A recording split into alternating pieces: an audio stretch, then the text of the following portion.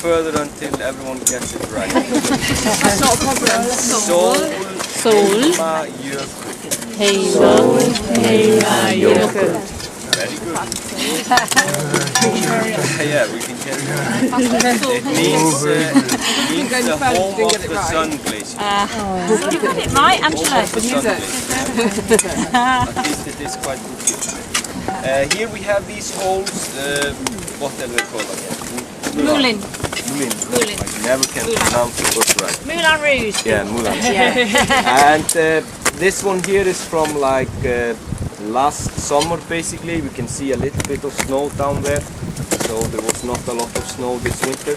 We have another one over there that has been starting to form only a couple of weeks ago. So basically the water that is flowing on the surface of the glacier, it finds like a weakness where there is a small crack. It just starts to melt through there, and then throughout the summer they will be wider and usually deeper. Then the water, like there, it's flowing into the hole, and then it goes in like holes or tunnels to the river in front.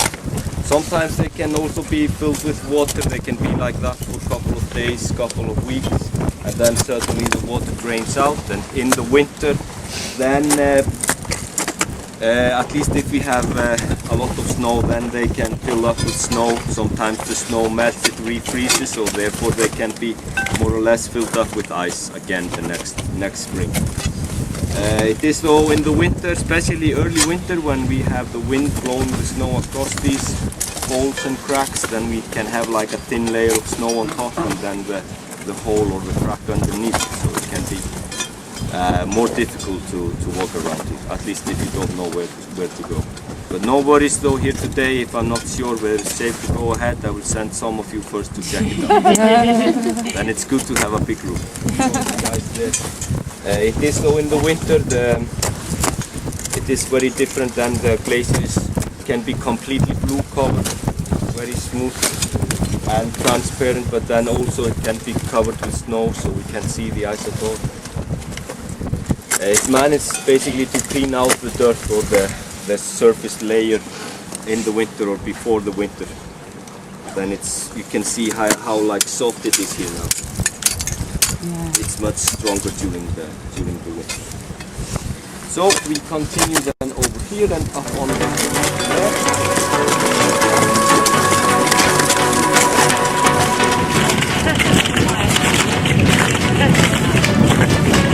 Down on the glacier. I'm on the glacier.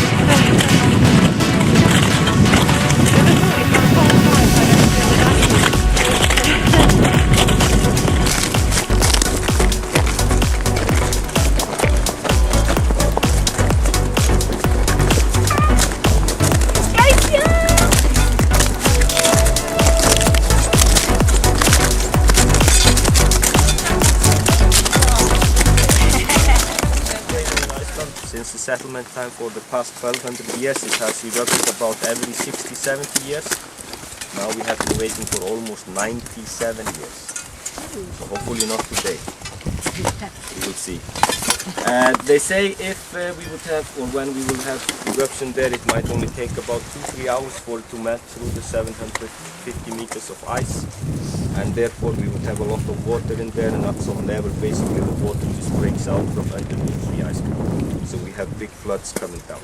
Usually we have the floods down here to the southeast part of the glacier, to Mýrdalsandur area. It's like from the glacier down to the coastline, somewhere around here. It's basically just very flat lava sand area built up by these floods, like mainly for the past like 11,000 years. The last flood that came down there in 1918, it moved the coastline forward there about 50 kilometers. It came down into the ocean, and they have been estimating the size of these floods up to about 300,000 cubic meters a second. They are huge. And for that reason, there is no one living there in the area anymore, but when the Vikings came from Norway a long time ago, they did not have any volcanoes there. So they built some farms there in the area, but sadly they soon found out it was not a good place to live. It is the same with the area here in front of the Heima-jökull, from the mountain down to the coastline. It's very similar there. You can have these floods going down this way, but only 2 dozens or for the past like 1200 years. It's also the possibility that we have them down over here to the northwest part of it, and they believe the last one that came there was for about 1,500 years ago. So it was it's right after the settlement time. It was the year 1311. Then still some people were living there in the area. On one of the farms, the farmer, his name was Sturla. He was working outside his farm when he heard this strange noise coming out from the glacier. He looked up there and he saw there was this big flood coming down from Katla, heading straight to his farm. So he went inside his house to let his family know what was going on, and he had a small baby. He took the baby out with him, but when they came out, the flood was just about to hit the farm, but he managed to run up to a nearby hill with the baby. When they came up on the hill though, it was the same, the flood was just about to overflow the hill, but at the same time there came this huge iceberg floating in the flood past the hill, so he managed to jump onto the iceberg with the baby. And on the iceberg they drifted out with the flood all the way out to sea, and they were drifting there on the ocean for a few days before the iceberg drifted back up on the coast.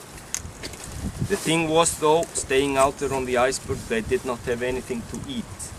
The only thing that Sturla had was his knife. So what did he do? Eat the baby. He ate the baby. No. He didn't. This is a Guinness advertisement. They say in the story that Sturla, he was a strong man, so he did not have to eat anything. To feed his baby, then he took out his knife and he cut off one of his nipple, so the baby could drink his blood. At least he did not eat the baby, so it's a terrible story. But since that happened though, men in Iceland, we only have one nipple. I'm not going to show you.